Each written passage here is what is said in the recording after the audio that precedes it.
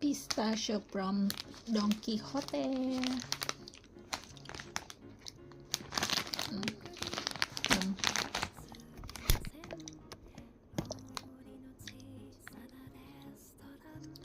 Medyo toasted nga lang siya compare mo dun sa pistachio ng ng Caldi. Mag green yung sa Caldi, pero ito tingnan nyo naman. Toasted siya, brown talaga siya.